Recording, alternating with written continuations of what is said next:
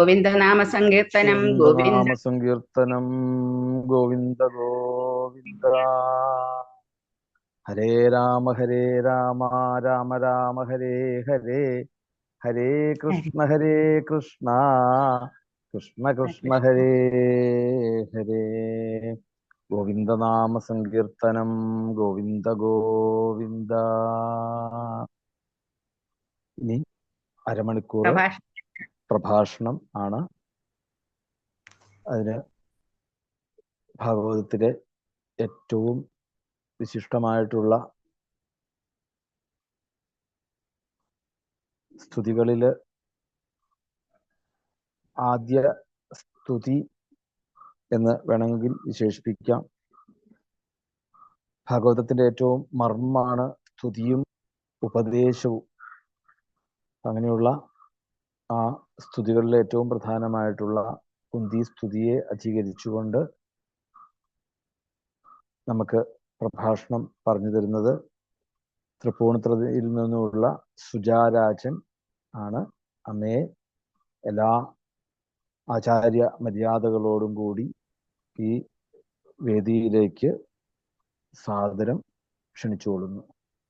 ഗോവിന്ദനാമ സങ്കീർത്തനം ഗോവിന്ദ ഗോവിന്ദ. ഓം നമോ ഭഗവതേ വാസുദേവായ. ഓം ശ്രീ ഗുരുഭ്യോ നമഃ.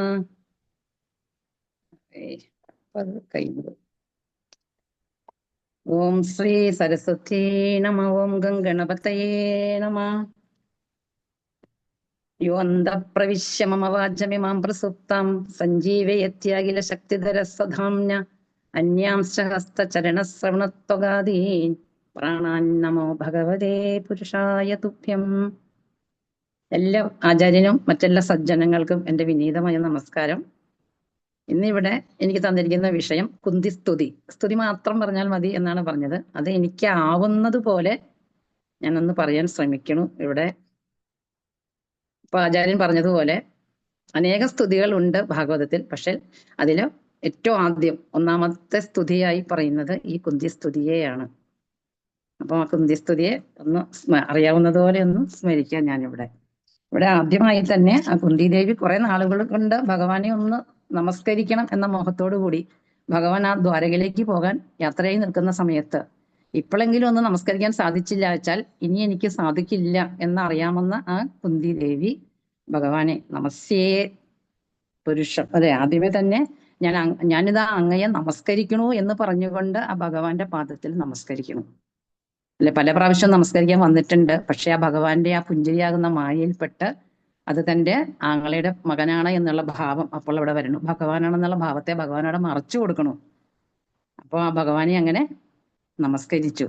ഇവിടെ നമ്മൾക്ക് കാണിച്ചു തരികയാണ്, എത്ര അറിവില്ലാത്തവർക്കും നമ്മുടെ ഉള്ളിലുള്ള അഹന്ത നിശേഷം ഇല്ലാതാവണമെങ്കിൽ ആ ഭഗവത് പാദത്തിൽ നമസ്കരിക്കുക. നമസ്കാരമാണ് നമ്മുടെ സകല അഹന്തകളെ ഇല്ലാതാക്കുന്നത് എന്നിവിടെ കാണിച്ചു തരുന്നു. കുന്തിദേവി ആ സ്തുതി തുടങ്ങുമ്പോഴും ഭഗവാനെ നമസ്കരിക്കണു, സമർപ്പിക്കുമ്പോഴും ഭഗവാനെ നമസ്കരിച്ചുകൊണ്ടാണ് നിർത്തുന്നത്.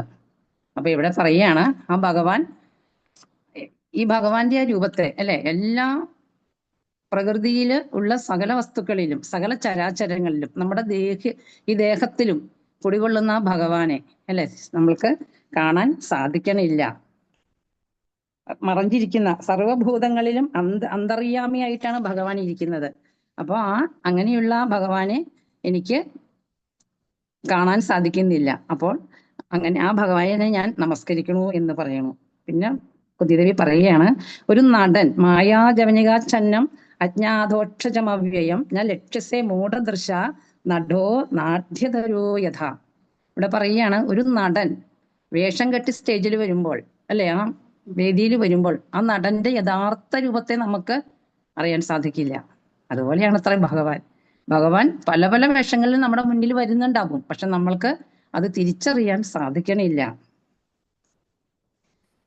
അപ്പൊ അങ്ങനെയുള്ള ആ ഭഗവാനെ, പല പല വേഷങ്ങൾ കെട്ടിയ ആ ആശ്ചര്യമായിട്ടുള്ള, അല്ലെ, ആ നമ്മുടെ ദൃഷ്ടി കൊണ്ട് കാണാൻ സാധിക്കാത്ത ആ ഭഗവാനെ ഞാൻ ഇവിടെ നമസ്കരിക്കണു എന്ന് പറഞ്ഞു. പിന്നെ പറയണു, പരമഹംസന്മാരായിട്ടുള്ള മുനിമാർക്ക് പോലും അങ്ങയുടെ ആ മഹത്വത്തെ കാണുവാനോ അറിയുവാനോ സാധിക്കണില്ല.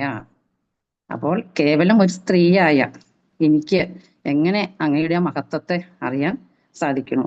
അപ്പോൾ അങ്ങനെ ആ അറിവില്ലാത്ത ഞാൻ അങ്ങയെ നമസ്കരിക്കുക മാത്രം ചെയ്യുന്നു. അതാണ് ആ നമസ്കാരത്തിന്റെ. ഒന്നും അറിയില്ലെങ്കിലും ആ ഭഗവത് പാദത്തിൽ നമസ്കരിക്കുക. നമ്മൾക്കറിയാം, നമ്മളൊരു സപ്താഹ വേദിയിൽ ചെന്നാൽ നിയമം അനുസരിച്ചിട്ട് നമ്മൾ ആ വേദി അവിടെ ഒന്ന് ഭഗവാനെ നമസ്കരിച്ചിട്ട് വേണം ഇരിക്കാൻ. എഴുന്നേറ്റ് പോകുമ്പോഴും ഒന്ന് നമസ്കരിക്കുക.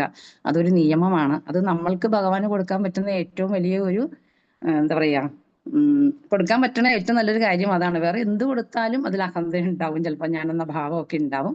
പക്ഷെ അത് നമസ്കാരം, അതിന് നമ്മൾക്ക് സാധിക്കട്ടെ. പിന്നെ ഇവിടെ പറയണ പ്രാർത്ഥന ഏറ്റവും പ്രധാനപ്പെട്ടതാണ്. കൃഷ്ണായ വാസുദേവായ ദേവകീ നന്ദനായ ച നന്ദഗോപകുമാരായ ഗോവിന്ദായ നമോ നമ. നമ പങ്കജനാഭായ നമ പങ്കജമാലിനേ നമ പങ്കജനേത്രായ നമസ്തേ പങ്കജാംഗ്രേ. ഇവിടെ ജ്ഞാനയോഗവും ഭക്തിയോഗവും ഒന്നും അറിയില്ലാത്ത ഞാൻ, അല്ലെ, ഇവിടെ ആ ദേവകി ദേവി ഇവിടെ കുന്തി ദേവി പറയുകയാണ്, അങ്ങ് ഒന്നും ഒരു അറിവുമില്ല, ജ്ഞാനയോഗവും ഇല്ല, ഭക്തിയോഗവും ഇല്ല, എങ്കിലും ആ ഭഗവാനെ നമസ്കരിച്ചുകൊണ്ട് പറയുകയാണ്, അങ്ങ് ഈ പ്രപഞ്ചത്തിന്റെ നിയന്താവാണ്. ദേവകി ദേവിക്ക് പുത്രനായി അവതരിച്ചുകൊണ്ട്, നന്ദഗോപന്റെയും യശോദാദേവിയുടെയും പുത്രനായി വളർന്നുകൊണ്ട്, അല്ലെ, അങ്ങനെയുള്ള ആ ഭഗവാനെ ഞാൻ നമസ്കരിക്കുന്നു. ഭഗവാന്റെ നാഭിയിൽ നിന്ന് വന്ന താമരയിൽ നിന്നാണ് ഈ പ്രപഞ്ചം സൃഷ്ടിച്ചിരിക്കുന്നത്, അല്ലെ, ബ്രഹ്മാവ്. ഭഗവാന്റെ നാഭിയിൽ നിന്ന് വന്ന ആ താമരയിൽ ഇരുന്നു കൊണ്ട് ബ്രഹ്മാവാണ് ഈ പ്രപഞ്ചത്തെ സൃഷ്ടിച്ചിരിക്കുന്നത്. അപ്പോൾ അങ്ങനെയുള്ള ആ ഭഗവാനെ ഞാൻ നമസ്കരിക്കണു. പിന്നെ പറയണു, താമരപ്പൂമാല ധരിച്ചവനാണ്, ചെന്താമര കണ്ണനാണ്, താമര ഇതൾ പോലെ കോമളമായ പാദങ്ങളോട് കൂടിയിട്ടിരിക്കുന്ന ആ ഭഗവാനെ ഞാൻ നമസ്കരിക്കണു. പിന്നീട് പറയണു, യഥാ ഋഷീകേശകലേന ദേവകി കംസേന രുദ്ധാദിചിരം ശുചാർപ്പിത വിമോചിതാഹം ച സഹാത്മജാ വിഭോ ത്വയൈവ നാഥേന മുഖർവ്യവദ്ഗണാദ. എത്രയോ ആപത്തുകളിൽ നിന്ന് രക്ഷിച്ചതായ ആ കഥകൾ, അല്ലെ, ഭഗവാൻ ഒരുപാട് ഉപകാരങ്ങൾ, അത് എണ്ണിയാൽ തീരില്ല, അത്രയും ഉപകാരങ്ങള് ചെയ്തിട്ടുള്ള ആളാണ് ഭഗവാൻ. ആ ഭഗവാനെ കുറച്ച് കാര്യങ്ങൾ പറഞ്ഞുകൊണ്ട് ഇവിടെ കുന്തിദേവി സ്തുതിക്കുകയാണ്. ഹരേ കൃഷ്ണ. ഹരേ കൃഷ്ണ. ഹരേ രാമ രാമ രാമ ഹരേ ഹരേ. ഇവിടെ പറയണു, പണ്ട് ദുര്യോധനൻ ആ ഭീമന് വിഷം കൊടുത്തു കൊല്ലാൻ ശ്രമിച്ചപ്പോൾ അങ്ങ് രക്ഷിച്ചു. ഒന്നും വിശദമായിട്ട് പറയണില്ല, എല്ലാത്തിനെയും ഒന്ന് ചുരുക്കി ഒന്ന് സ്മരിക്കുകയാണ് കുന്തിദേവി. ആ ഭഗവാൻ ചെയ്തു തന്ന അനേകം ഉപകാരങ്ങളില് ചിലതിനെ ഒന്ന് സ്മരിച്ചുകൊണ്ടാണ് ഇവിടെ ഭഗവാനെ സ്തുതിക്കുന്നത്. അപ്പം ആ ഭീമന് വിഷം കൊടുത്തു കൊന്നപ്പോൾ അങ്ങ് ഞങ്ങളെ വന്ന് രക്ഷിച്ചില്ലേ. പിന്നെ ആ കൗരവരുടെ അസത്തുക്കളായിട്ടുള്ളവരുടെ ആ സഭയിൽ വെച്ചിട്ട് പാഞ്ചാലി, ഋതുമതിയായിരിക്കുന്ന പാഞ്ചാലിയെ വസ്ത്രാക്ഷേപം ചെയ്തപ്പോൾ അങ്ങ് രക്ഷിച്ചില്ലേ. പിന്നീട് പറയണു, അങ്ങ് ആ വനവാസകാലത്ത് അരക്കില്ലത്തിൽ വെച്ച് ഞങ്ങളെ ചുട്ടുകൊല്ലാൻ ശ്രമിച്ചപ്പോൾ അങ്ങ് രക്ഷിച്ചു. അവിടെ നിന്ന് ഏകചക്രയിൽ ചെന്ന ഭഗനന്ദ രാക്ഷസന്റെ പിടിയിൽ നിന്ന് രക്ഷിച്ചു.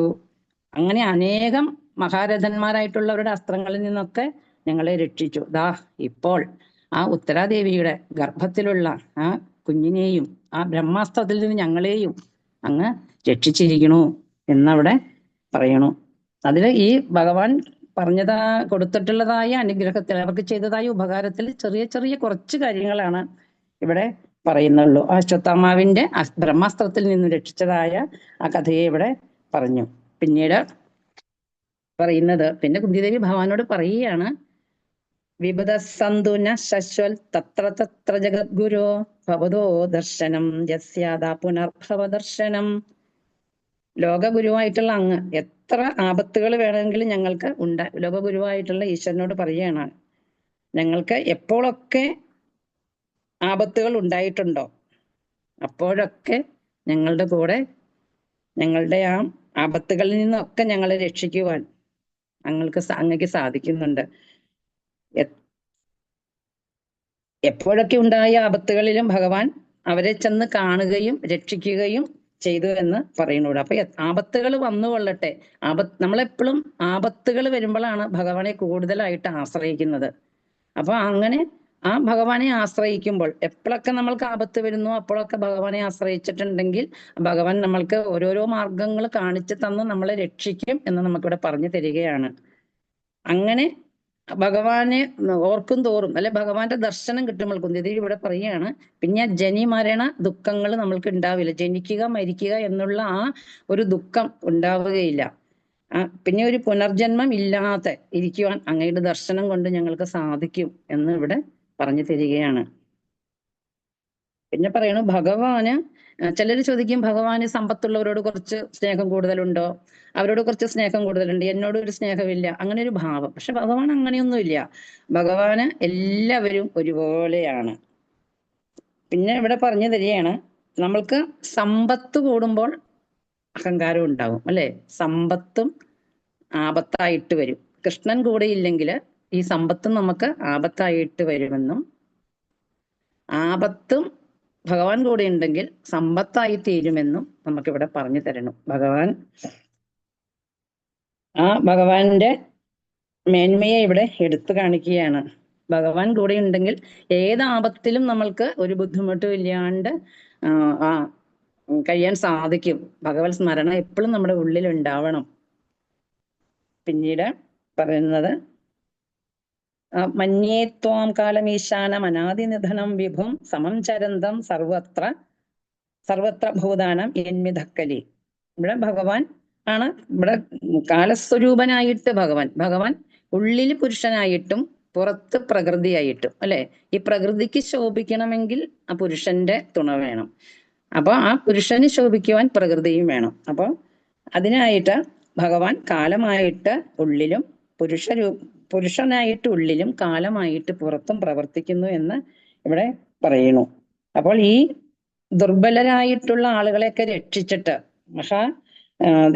ഈ പ്രബലന്മാരെയൊക്കെ ദുഷ്ടരായിട്ടുള്ള പ്രബലരെയൊക്കെ നിഗ്രഹിച്ചിട്ട് ഈ ഭൂമി ധർമ്മം രക്ഷിക്കുന്നതിന് വേണ്ടിയാണ് ഭഗവാൻ അവതരിച്ചിരിക്കുന്നത് എന്ന് അവതരിച്ച ആ സർവേശ്വരനായിരിക്കുന്ന ഭഗവാനാണ് ഈ ഭൂമിയിൽ ദുഷ്ടന്മാരെ നിഗ്രഹിച്ച് ശിഷ്ടരെ രക്ഷിക്കുന്നതിനായിട്ടാണ് ഭഗവാന്റെ അവതാരം എന്ന് ഞാൻ ഇവിടെ മനസ്സിലാക്കണു.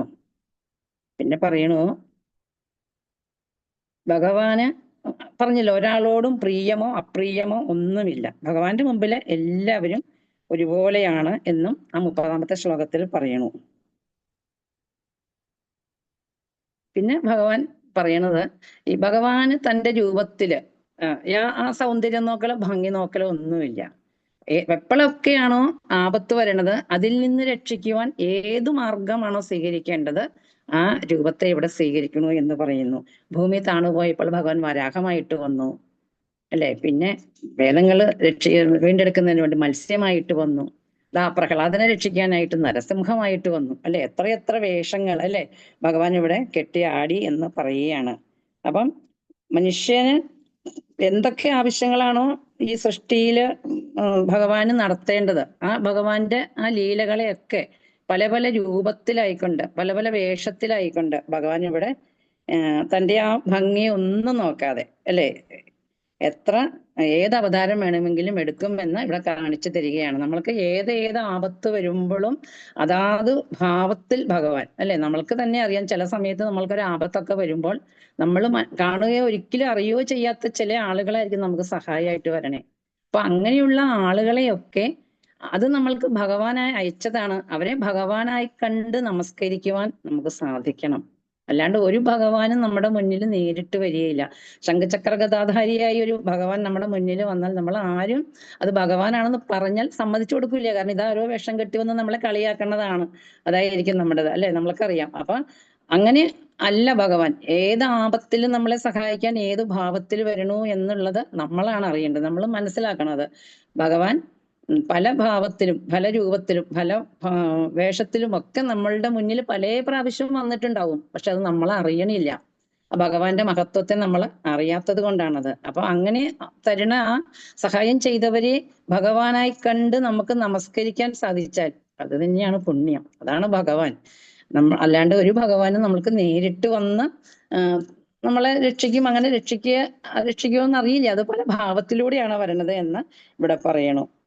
പിന്നെ പറയാണ്, കുന്തിദേവി പറയാണ്, പണ്ട് ആ യശോദാദേവി ഭഗവാൻ ആ തൈർക്കലമൊക്കെ ഉടച്ചു കളഞ്ഞിട്ട് അങ്ങനെ ആ കുറ്റക്കാരനായിക്കൊണ്ട് ആ ഉരലിന്റെ മുകളിൽ ഇരിക്കുമ്പോൾ, ഇന്ന് നിന്നെ ഞാൻ കയറുകൊണ്ട് കെട്ടിയിടൂ എന്ന് പറഞ്ഞു ആ യശോദാദേവി ഭഗവാന്റെ മുൻപിലേക്ക് ചെല്ലുമ്പോൾ ആ ഭഗവാൻ പേടിച്ച്, അല്ലെ, കണ്ണിൽ നിന്ന് കണ്ണുനീരൊക്കെ ഇങ്ങനെ ഒലിപ്പിച്ച് തന്റെ ആ കൺമഷി കലർന്ന ആ കണ്ണുനീര് ഇങ്ങനെ മുഖത്തൊക്കെ ഇങ്ങനെ പടർത്തി ആ പേടിച്ച് നിൽക്കുന്ന ഒരു ഭാവം, നിന്റെ ആ നാട്യം, അല്ലെ, ഈ ഭയം പോലും ഭയപ്പെടുന്ന ആ ഭഗവാൻ ആ അമ്മയുടെ ഒരു ചെറിയ മയിൽപ്പീലി തണ്ടിന്റെ മുൻപില് പേടിച്ച് നിൽക്കുന്ന ആ ഒരു ഭാവം, ആ കണ്ണുനീരൊക്കെ ഒലിപ്പിച്ച് കൺമഷിയൊക്കെ പടർത്തി ആ മുടിയൊക്കെ ഇങ്ങനെ ചുരുണ്ടത് ഇങ്ങനെ അഴിഞ്ഞ് നെറ്റിയിലൂടെ കിടക്കുമ്പോൾ നിന്റെ ആ ഒരു ഭാവം അതെന്റെ മനസ്സിൽ നിന്ന് ഒരിക്കലും പോവുകയില്ല എന്ന് ദേവി കുന്തിദേവി പറയണു.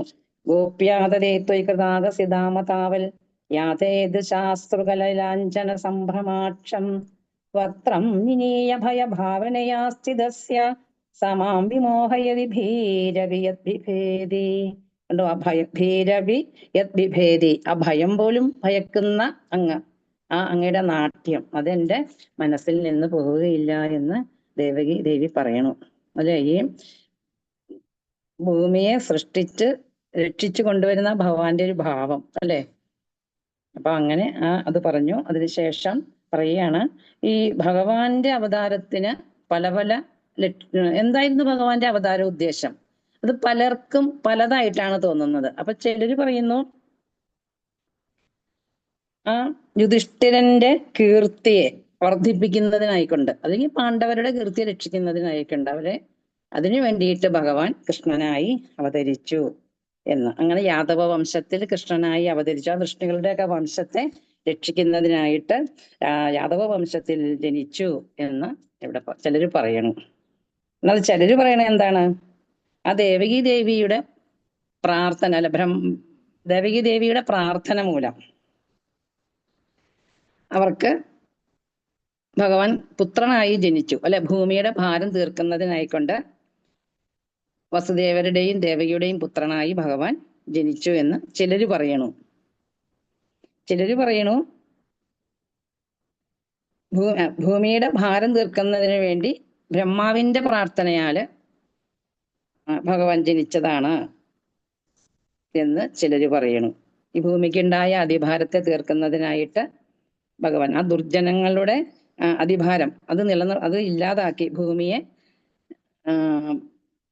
നല്ല രീതിയിൽ ഭൂമിയുടെ ആ ഭാരത്തെ തീർത്തു കൊടുക്കാനായിട്ട് ബ്രഹ്മാവിന്റെ പ്രാർത്ഥന പ്രകാരം അവതരിച്ചതാണെന്ന് ചിലര് പറയുന്നു.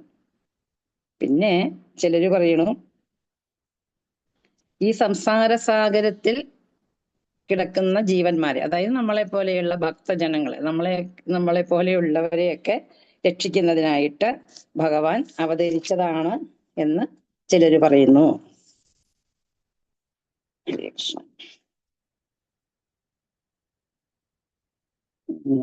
അങ്ങനെ ആ ഭഗവാന്റെ അവതാരത്തിന് പല പല അഭിപ്രായങ്ങളാണ് ആളുകള് പറയുന്നത്. പക്ഷേ ഇവിടെ ദേവകീദേവി കുന്തിദേവി പറയുകയാണ്, നീ അവതരിച്ചത് അതിനൊന്നും വേണ്ടിയിട്ടല്ല. പിന്നെയോ, ഈ ഭഗവാന്റെ കഥകള് ശൃണ്വന്തി ഗായന്തി ഗൃണന്തി അഭീഷ്ണശ സ്മരന്തി നന്ദന്തി തവേഹിതം ജനാ തയേവ പശ്യന്ത്യജിരേണ താവകം ഭവപ്രവാഹോപരമം പദാംബുജം. യഥാർത്ഥത്തിൽ ഭഗവാൻ അവതരിച്ചത് എന്തിനു വേണ്ടിയാണ്? ആ ഭഗവാന്റെ കഥകള് പാടുക, കേൾക്കുക, പാടിയും കേട്ടും അതിനെ അങ്ങനെ നമ്മുടെ മനസ്സിൽ വെച്ചിട്ട്, അല്ലെ, ആ കൃഷ്ണ ആനന്ദത്തെ അനുഭവിക്കുവാൻ അതിന് നമ്മൾക്ക് സാധിക്കണം, അല്ലെ. ഭഗവാന്റെ അവതാരം അതിനായിരുന്നു. ആ ഭഗവാന്റെ കഥകളൊക്കെ ഇങ്ങനെ കേട്ടിട്ട് അങ്ങനെ പാടാനായിട്ട് എത്ര കേട്ടാലും പാടിയാലും മതി വരാതെ, അല്ലെ, ആ ഹൃദയത്തില് ആ ഭഗവാന്റെ ആനന്ദത്തെ ഒരു നിമിഷമെങ്കിലും നമുക്ക് അനുഭവിക്കുവാൻ സാധിക്കണം. അതിനു വേണ്ടിയിട്ടാണ് ആ ഹൃദയാനന്ദത്തിൽ ആ ഭഗവാന്റെ ആനന്ദത്തെ, ഭഗവാനെ കണ്ട് ആനന്ദം അനുഭവിക്കുവാൻ വേണ്ടിയിട്ടാണ് നീ ശരിക്കും അവതരിച്ചിരിക്കുന്നത്. അതിനു വേണ്ടിയിട്ടല്ലേ നീ ഇവിടെ അവതരിച്ചത് എന്ന് ചോദിക്കുകയാണ്. പിന്നെ പറയണു, ഈശ്വര കഥകൾ നമ്മൾക്ക് എത്ര കേട്ടാലും മതി വരികയില്ല. അതിനെ വീണ്ടും വീണ്ടും പാടിയും ആസ്വദിച്ചുമൊക്കെ ഈ ഭവസാഗരത്തെ മറികടക്കാൻ വേണ്ടിയിട്ടാണ് ഭഗവാന്റെ ലീലകൾ എന്നും പറയുന്നു. ഇവിടെ ഭഗവാൻ തന്റെ ഭക്തന് സാക്ഷാൽ സ്വരൂപത്തെ കാണിച്ചു കൊടുക്കുന്നുണ്ട് എന്ന് സാരമായിട്ട് ഇവിടെ പറയുന്നു. പിന്നെ പറയാണ്,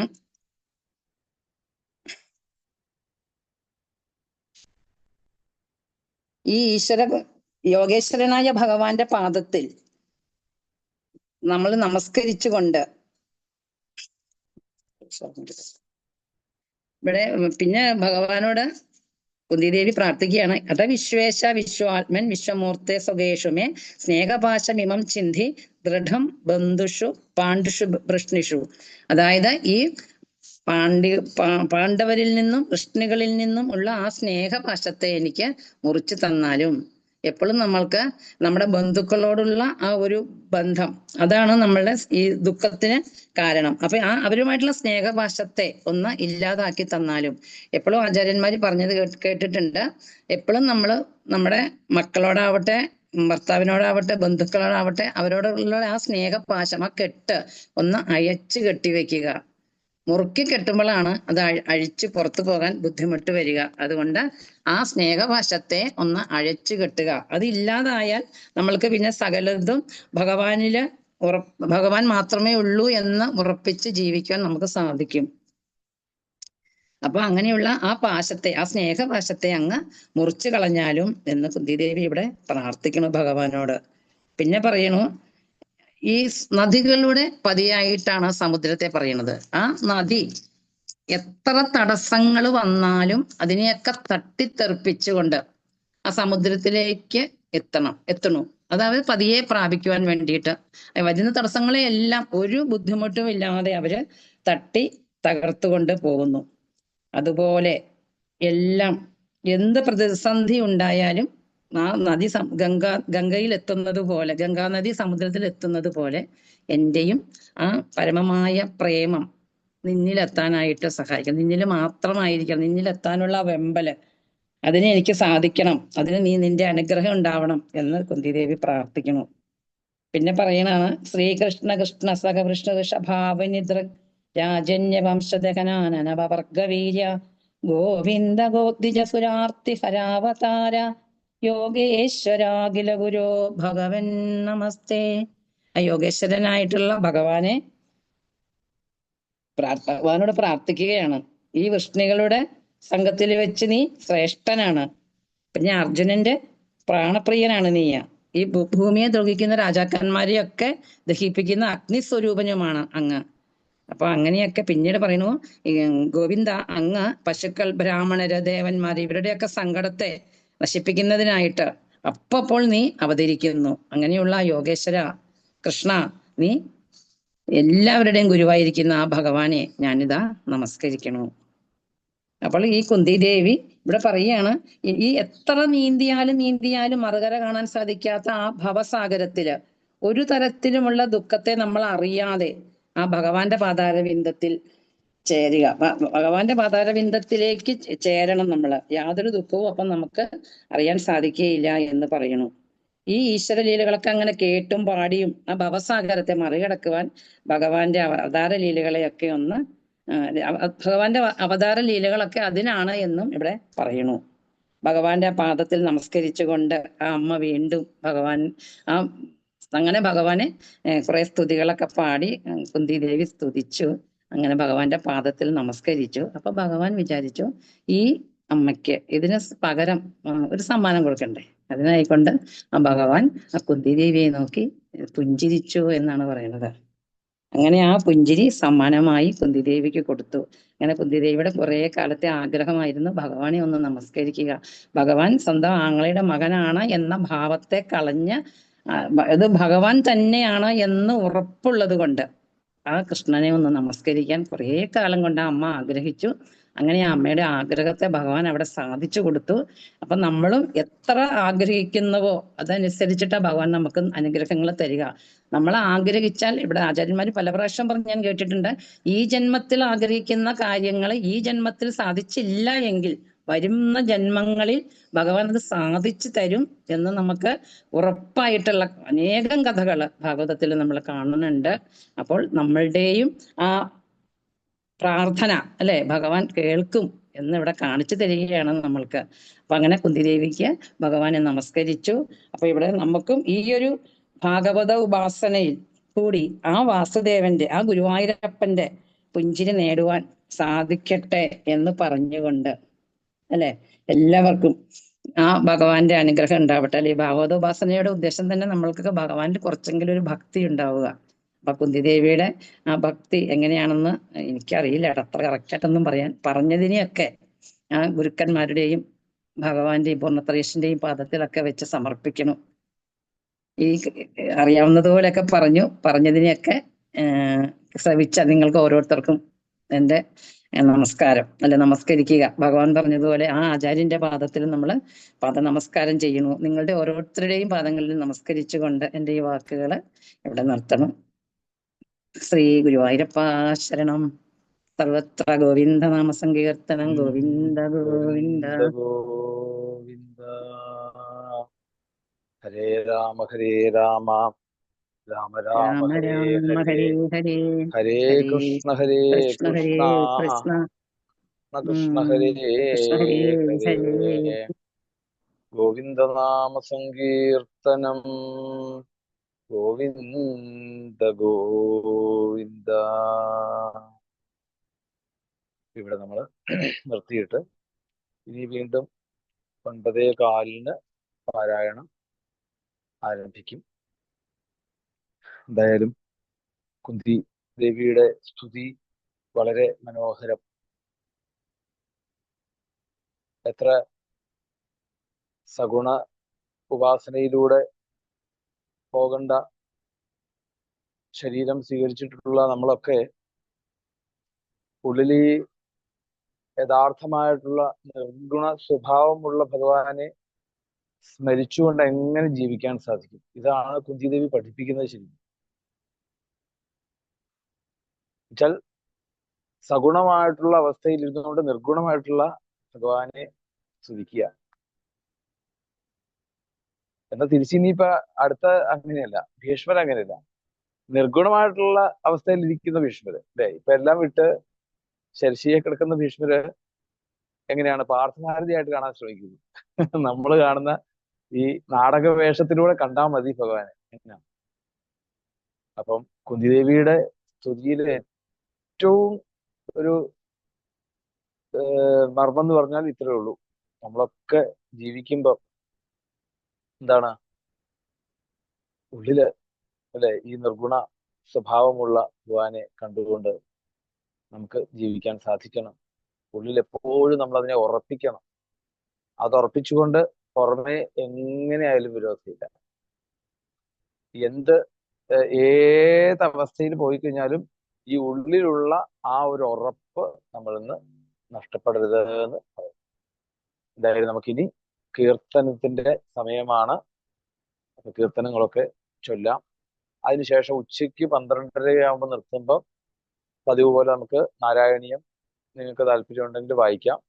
ഇനി അതല്ല, കീർത്തനങ്ങളാണെങ്കിൽ കീർത്തനങ്ങൾ എങ്ങനെയായാലും വിരോധമില്ല. നാരായണീയം നമ്മൾ എപ്പോഴും വായിക്കുന്നുണ്ടെന്ന് തോന്നുകയാണെങ്കിൽ അങ്ങനെ വേണ്ട, ഒന്നുകിൽ അങ്ങനെ ആവാം, അല്ലെങ്കിൽ രണ്ടാമത്തെങ്കിലും നാരായണീയം ചിലപ്പോൾ പാരായണം ചെയ്യാൻ സാധിക്കുമായിരിക്കാം. 12:30 മുതൽ 2 മണി വരെ ഉണ്ടല്ലോ. അപ്പം ആ സമയം ഇപ്പം നിർത്തുന്നു. ഇപ്പൊ കീർത്തനങ്ങൾ സൗകര്യം പോലെ ഓരോരുത്തരായിട്ട് പാടാം. ഗോവിന്ദനാമ സങ്കീർത്തനം. ഗോവിന്ദ ഗോവിന്ദ.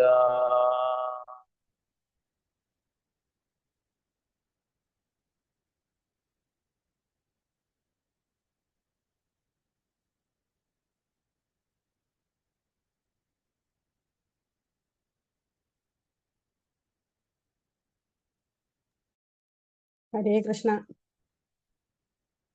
വിദ്യയേ ഗണേ വിജയമേ ഗണേ വിശ്വദർശനമേ ഗണേ വിനയമേ ഗണേ സഹന